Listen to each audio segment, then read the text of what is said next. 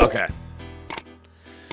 This is the one that WoW Twitter has not shut the hell up about for a while because they hear the name Calia Minithil and they're like, eee! And they just have these meltdowns. And I'm like, I'll be honest. I'm like, why? Why? Like, I seriously asked that. I have always asked, why did everybody hate Calia? What the hell did she do? And that's the thing. She hasn't done anything yet, so I'm like, why do you hate her? She ain't done shit yet. She ain't done nothing for you to hate her for. So I'm like, where's all this Calia Minithil? I think Calia's cool. I loved her in the book. She was great in the book. I loved her presence in the book. I loved the story they were telling with her there. And I honestly thought her method of resurrection was dope. The way she died and was resurrected was what people hated. Well, I'm sorry. People are stupid. I thought her method of resurrection was pretty dope. Because think about it. Think about it. The whole time with resurrection and necromancy and stuff like that, and WoW, it's always been one source. You know, the typical, necromancy from the Scourge and stuff we've seen from Troll tribes, stuff like that, because necromancy is very diverse. But up until this point, we never saw a type of necromantic stuff with the light. I'm sorry, that was cool, but I don't understand where the Calia hate comes from. So let's see this. My apologies. I did not recognize you at first. I hope that the old wolf has sent you to help. I believe doing so could benefit the Alliance just as much as the Horde. I will join the meeting, but we must ensure... I heard they got skins today. Yep. I heard Blood Elf, Void Elf, and Night Elf got Dark Ranger skins in the patch today. And you know what? Good. But damn time.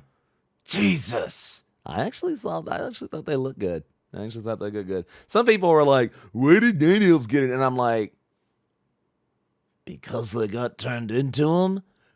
Duh. Like, seriously, I actually saw people saying that. They were like, why did the Night Elves get the Dark Ranger customization things? And I'm like, did you not play BFA? You obviously didn't play BFA, because that happened, you know. Except the eyes and the skins linked together. You know what? I don't care. Sure that the outskirts of Brill are secure. I don't care. They got them. I don't care. Like, people can get the hell over it. I'm sorry, at this point, people can get the hell over it.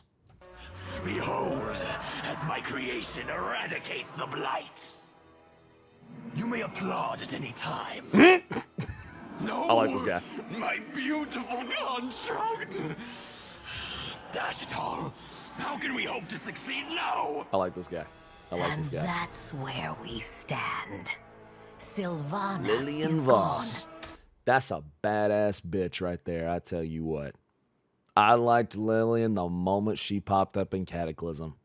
Lillian Voss is a badass bitch, and if you don't think so, you can shut up. And our homeland remains overrun with toxic blight. I will attend this gathering. After all, someone needs to make sure Calia gets a chance to speak up for herself. Yes. Yes, she does. You know why? Because I say it again. Calia has not done anything to give anybody a reason to hate her. And I'm like, and I'm just like, if people are like, oh, Calia is a stupid character, and I'm like, she ain't done nothing yet. Like, damn. Like, she ain't done nothing yet. Damn. Dark Shadow Flame, thank you for the 200 bits, bro. What are we going to do about the plague in the Undercity? Don't you mean what are we going? Holy shit, it's Belmont. Holy shit. I ain't seen that dude in a hot minute. Holy shit. This dude was so cool in the and this dude was so cool in the Silver Pine missions. Once they revamped Silver Pine and Cataclysm. This dude was so badass. I love him. Going to do about her? We should focus on the blight. Farinell, do we have any more of your plague eaters? This is my last one, and it's a puny thing. I can make more, but to be effective, they must be formulated to survive the plague. If I may, our allies in the Shadowlands might be able to provide insight. In particular, the Plague Lords of Maldraxxus. Master Apothecary, what do you need to make your creation stronger? She's working with him. I Nothing like it. less than a pure, undiluted sample of that plague from deep within its reaches. Okay. Very well. I will help acquire that sample for you. Okay. Hold up. Okay. So look at this. Look at this. She's sticking her neck out and helping. I mean, she's about to step out in some blight here. Stay close and be wary. I can't hold back the effects of the blight for long, and we don't know what threats are lurking out there. This is cool, This should man. be far enough. Hurry. Get the sample. Damn. That's it. We need to get back. My shield is starting to fail. Look at it. This Keep woman fighting. stepped out We're into the almost blight. there. Okay. She did it and survived. I hope you're right about their expertise, Lady Menethil. This could give us a fighting chance to restore the city. Yes. Give me back my Undercity Baronet, now. Will Give me back my Undercity. Now. Give me back my Undercity. You sons of bitches. Stormwind has seen better days. That's not Stormwind, that's Lordaeron. That's Tirisfal Glades. It's the northern eastern kingdoms. Stormwind's on the south side. Wrong place. We'll need to bring your last Plague Eater with us too. Do be careful with it. Should these plague lords bolster its resilience, the apothecaries can replicate it many times over. The Forsaken were raised through necromancy. Your city, you desecrate that phone with your filth. Hey, you know what? Deal with it. And this shared origin has provided them a sense of unity. I, however, was raised by the light. Okay. That difference has caused me to wonder if I can ever truly find a place among them. Necromancy is the art of animating unliving flesh. Here in Maldraxxus, we use the magic of death.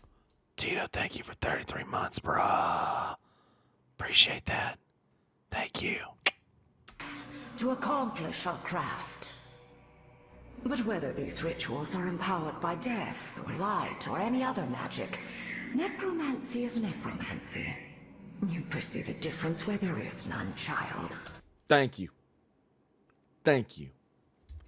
Necromancy is necromancy. Don't matter what you do. You animate unliving flesh, it's necromancy. So shut up, Twitter. Shut the hell up, WoW Twitter.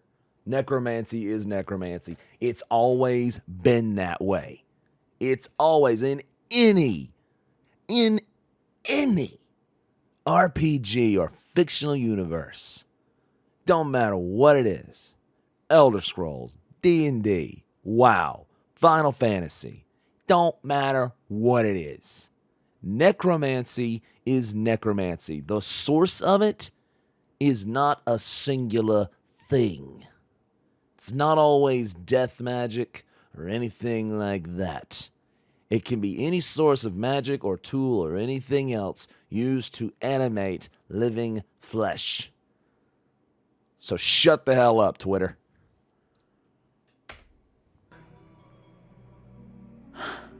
Then perhaps I have found my purpose. Thank you, Margrave. Nah, see, the cool thing about Calia is she's almost a variation of a Light Forged, because she was resurrected into undeath by a Naru. That's badass. I'm sorry. That's metal AF. And it's never been done before in WoW. So you know what? I think it's freaking cool, man. The only other example of undead being restored and still having use of the light are one of the four horsemen and the Risen. And if you don't know who the Risen are, those are undead Scarlet Crusaders. And they use light techniques. which I've always said, it is always possible for the undead to use light. Does it hurt them? Probably. Yeah. But it's never been impossible. So I wonder if Calia's going to use it to increase the population of Forsaken. I don't know. I don't know. We'll just have to wait and see, you know? Yeah, and Alonce's foul. Yes, and Alonce's foul. He uses the light.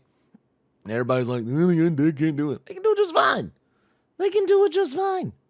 That's like people that say, like, you know, after the Void Elves popped up, everybody was like, oh, the Blood Elves can't be Shadow Priests because they'll get kicked out. And I'm like, you have missed the point. I'm like, people miss the damn point of everything. I swear to God, dude. It's like when the Void Elves got kicked out, it's because they went too far into the shadow magic arts. And it metamorphed their body, but it also opened up a tear into the freaking void, into the freaking Sunwell, because they went too far. And so, what do you think Lorthamar did? He kicked them out. Because they went too far and they were dangerous. He had no choice. Especially after what happened with the Sunwell already, with Kael'thas and Kil'jaeden and all that shit, and Arthas and all that. So no shit. You know? So here's my thing. People are like, and people were like, you know, oh, well now Blood Elves can't canonically be Shadow Priests. And I'm like, you can be a Shadow Priest, but if you go too far, you become Rendorai if you're an elf. Duh! You know? Duh. So that's not like people that say like, oh, the undead can't be Holy Priests. They absolutely can. They've always been able to. Undead can only be Shadow Priests. Kiss my ass, wow, Twitter. Your perspective has been a Comments are going to be spicy. I cannot wait. great help. We have replicated and loaded my improved Plague Eaters. Light doesn't... It was already said light answers to everyone with faith. If what they do is righteous, it doesn't have to be righteous. That's the thing, though. Righteous. That's the thing, though. The thing about righteousness. Righteousness is a point of view. Righteousness is completely a point of view. That's why the Scarlet Crusaders, despite all the heinous acts they did, they can summon it. Because they believe in their point and their purpose that much, and they believe it to be righteous. Righteousness is completely a point of view. It's not one singular thing. It's why you have religion. We are ready to deploy. Master Apothecary, you should know that the blight sample we took to Maldraxxus took form and became aggressive. Really? I suppose that should make it easier to kill. Ingenious! Wish I'd thought of that. Meet us down in the I like this courtyard now apothecary. that the ruins are I clearing. like him. I like him. No more Banshee Queen. The Forsaken have many different points of view, and we should be led by a council, not a single ruler. I called this. I called this months ago, and everybody was like, Calia is going to be their queen. I said, watch them make a council. They did it before. Watch them do it again. I freaking called this, and I said, look at that. I bet they're going to do it again. I said, I bet the Forsaken will make a council. I freaking called it. I freaking called it. I freaking called it. I'm proud of you, WoW writing team. Holy shit. Damn, Danusa, I'm proud of you. Damn. My fellow Dark Rangers and I are with you. Are we really going to trust a Menethil on the council? I cannot escape the shadows of my past, but I have no desire for a throne. My place is here among you, and I vow to serve all our people.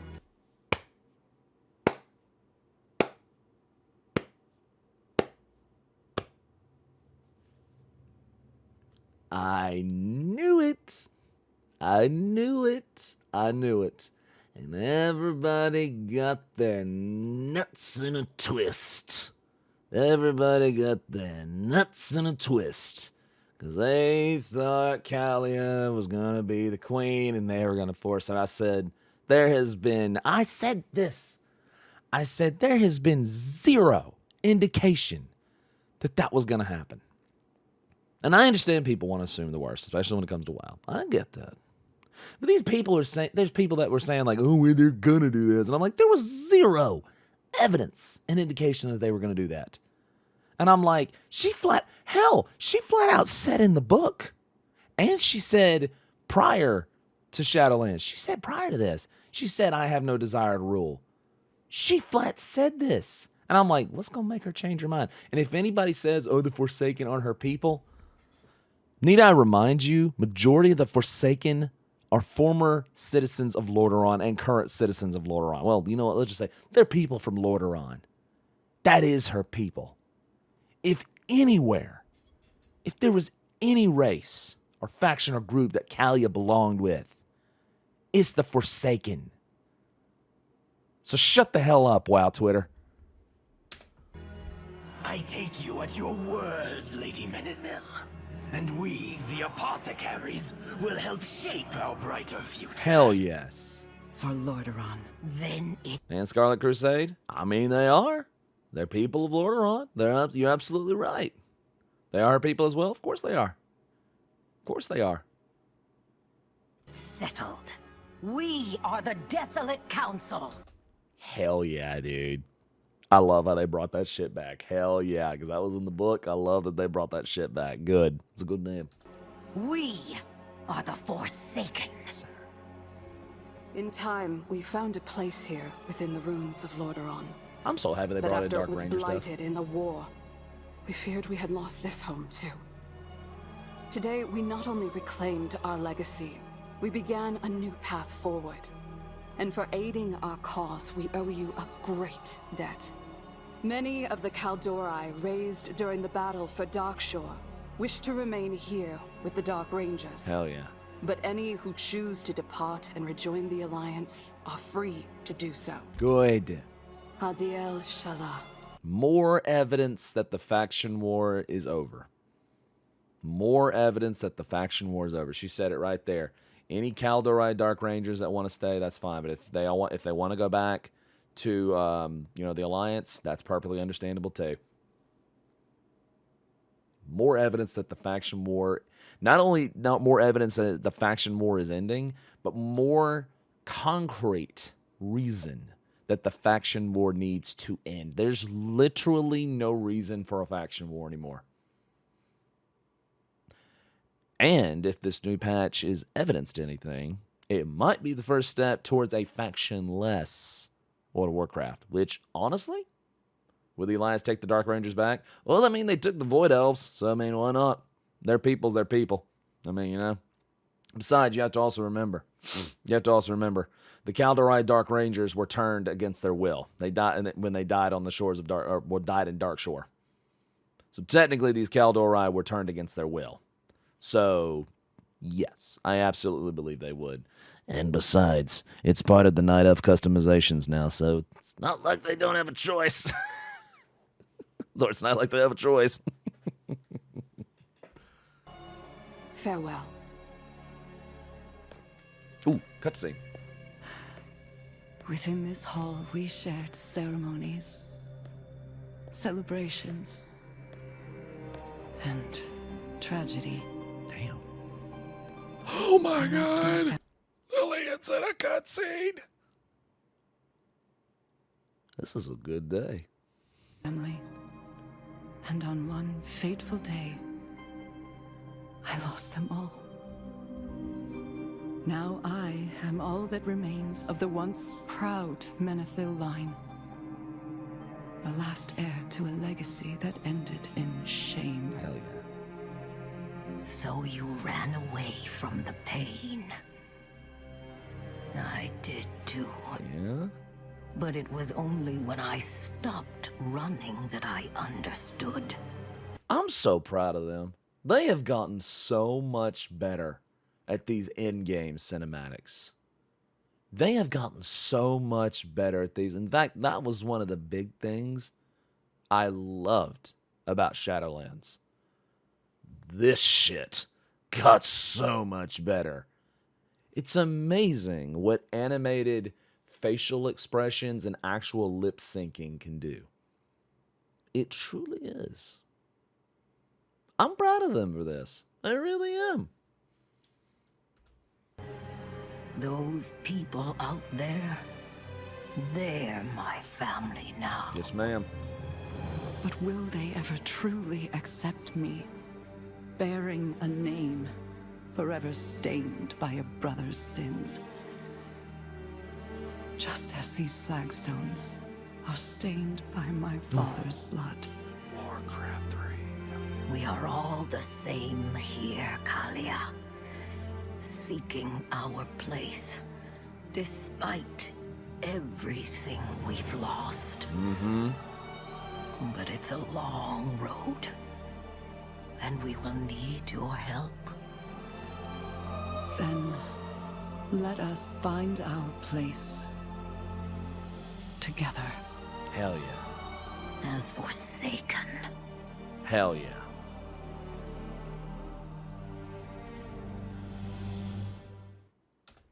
Hell yeah. Hell yeah.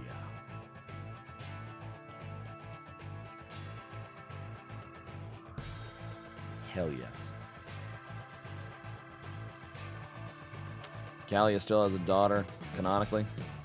Yep. There was an unnamed husband and an unnamed daughter. Okay? Here's my thing. She's unnamed and she's kept in secret. And there's probably very good reason for that. Plus, think about this. Think about this. When she says, I've lost them all, think about this. Would a living child be able to live in the world of the Forsaken? Think about that. Would a living child be able to live amongst people and place and culture that literally is undeath? I'm telling you right now, no. No. The child, if the child is still alive, which I'm pretty sure the unnamed daughter is. Why not? Bolvar's daughter embraced her father. Yes, but her father's not undead. Bolvar's not. Well, he is. Well, he is. But here's the deal. Well, let me back that up. That's a little different. Bolvar and his older daughter now, those circumstances are a little different, and they're very different from the circumstances surrounding Calia and the Menethil family. Plus,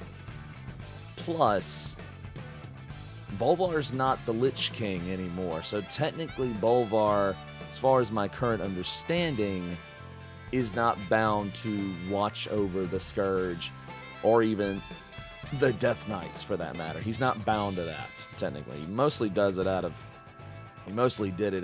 after he lost the crown, he did it out of, honor and all that stuff. But, they asked that question of Verisa. She has 2 kids. Yeah, think about that. Verisa Windrunner was given the chance to live with the Forsaken in Sylvanas. And she was going to flat out, think about that, she was going to flat out abandon her 2 living children. And then when she really Verisa knew she was probably going to die, and, and it was revealed later that Sylvanas was going to secretly kill her and raise her into undeath. Verisa pretty much kind of knew that. And she was willing, because her despair was so high, she was actually considering it. And then at the last minute, she realized, I can't abandon my 2 children.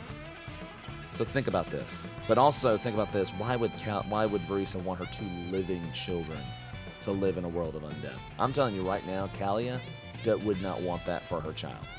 Absolutely not. Think about that. Bolvar's blight had been cleansed of that with the red dragon fire. Yes, the red dragon flame of Alexstrasza brought him back to life. Yes. There's another example of necromancy, So, despite being very similar, children are still amongst the living. None of that will bring Ronan back. No.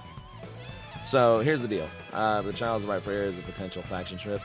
There will never be... Okay, I'm going to put a cap on this. There will never be another monarch in Lordaeron. There will never be another monarch in Lordaeron. Ever. Ever. There will never be someone to rule as a singular figurehead in Tirisfal Glades or the Plaguelands. It will never happen again. You know why? Because it can't happen. Because as we saw in this cutscene, why? Think about that. It's the same example that the Horde is following. The Horde doesn't have a singular war chief anymore. There's a Horde council now. And that's what it needs. It doesn't need a singular figurehead. It needs multiple voices. It needs, instead of a king or a queen on a throne, it needs a round table. And because the Forsaken have been through so much, instead of appointing a new figurehead and possibly having the events of Sylvanas happening again, it is better to have even footing with a round table than it is to have a singular monarch on the throne. Because as we've seen with Anduin, as we've seen with Sylvanas, as we've seen many times with monarchs in World of Warcraft, 9 times out of 10, it doesn't end well for them, and it doesn't end well for their people. The same could possibly happen with the Alliance at some point. So, with all the racial leaders, it only makes sense? Absolutely. Plus, think about it. There's no need for a war chief. There's no need for a war chief with the Horde. Just like there's no need for a king or a queen. Issue with the High King doesn't have the powers of the war chief.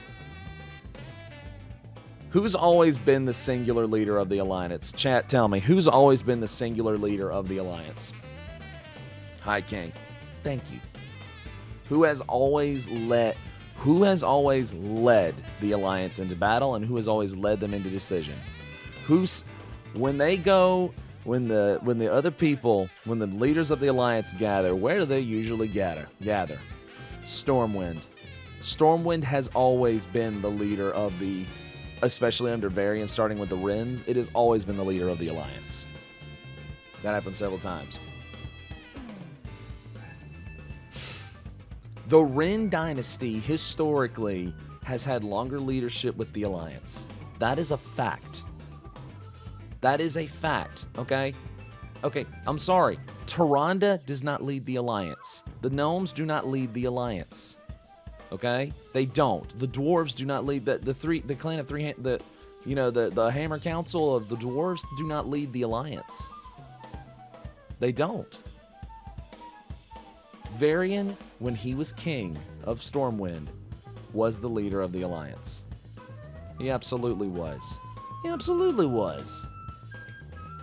So, I'm sorry, it's not the same of what the Horde is doing right now. It's not. Yeah. Varian Wren was the king of Stormwind and the High King of the Grand Alliance. Thank you. It was leadership. I don't know if the wheel is different from that of a war chief. Yes and no. Yes and no. Yes and no. Because if you think about it, a war chief and a king and a high king, their powers and influence and decision making aren't really that. Council of Three Hammers, thank you. If you think about it, the duties and calls and privileges and responsibilities between a war chief and a high king aren't really that different. All of the factions and races under the Alliance all answer to the High King. All races and leaders under the Horde would answer to the war chief. So really, at their core, they're not that different. They're really only different in culture and in title and in maybe some minor ways. But as far as their responsibility, their importance, and and everything else that goes with it and who answers to them, there's not that big of a difference between a High King and a war chief. There's not. The only other difference would possibly be this. High Kings are usually assigned in the typical monarch fashion, through bloodlines. Varian's father, Varian himself, and war chiefs are usually chosen either by the war chief, succeeding his role. It can be one through Mat Gora. It can be As we saw with Thrall and Garrosh, it can be passed on to someone not of a bloodline. It can be, so most of the time with war chiefs, it was either A, it was taken, or B, it was given. So that was another major difference as far as who is war chief and who is high king. A war chief is taken by killing the previous one. It can be that, or it can also be in the case of, it can be taken in case of like, or given in the case of like Thrall to Garrosh, and then, you know, Garrosh was overthrown, and the leaders of the Horde agreed unanimously that it should be Vol'jin, and then Vol'jin was killed, and then he gave it to Sylvanas, you know, so there's all kinds of different ways that War Chief was passed around, you know? There's all kinds of different ways that War Chief could be passed around, but High King is usually not given. For example, Torellian, while he's watching over Stormwind and is leading the Alliance by extension, Torellian is not the High King. Technically, Anduin is. Torellian's basically doing what Bolvar did for a young Anduin at the beginning of World of Warcraft when Varian was missing. So think about that. Yeah, he's the Regent. Exactly. He's basically doing what Lor'themar was. He's basically. I mean, if you think about it, Torellian's technically doing what Lor'themar is, because because Lor'themar is, you know, he's called the High Regent. You know, the Regent Lord. So technically, that's technically what Torellian is doing right now. Torellian is a general, correct. And also, Torellian was placed in charge of the Alliance and leading Stormwind and leading the Alliance in Anduin's absence. So, think about that. You know, since both leaders were given power from other factions by said faction leaders swearing fealty, they have that power because it was given to them. Precisely. You know, so at their core, they're not that different. But we're getting off track here. So no, like I said, there will never be another monarch in Lordaeron, because there doesn't need to be, because a council makes more sense, because the Forsaken has become so diverse at this point, even more diverse at this point. I mean, you have Lillian Voss, a former Crusader, you have an assassin in Belmont, you have the Apothecary Society, which is back on the mend, you have Calia, who is basically a light-forged, resurrected undead. And then you have the Dark Rangers. So you have a very diverse cast of undead here. You know, each with different cultures and backgrounds, beliefs, and stuff like that. So, in this sense, it doesn't make sense for there to be a singular ruler.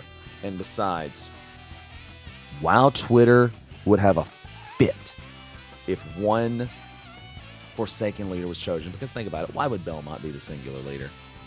Why would Lillian Voss be the singular leader, when Lillian Voss has never expressed interest in being the singular leader of the Forsaken? Never. And Calia has said on multiple occasions, I have to stress this again, Calia has said on multiple occasions that she has no interest in taking the throne for the Menethils again. She has expressed that vehemently multiple times. And yet for some reason, WoW Twitter seemed to forget this, and they thought, oh, they're just going to let her have it, and she'll take it. No, Calia already stated she never wanted it. She never wanted the throne. Never. That's why she had an unnamed husband and an unnamed daughter.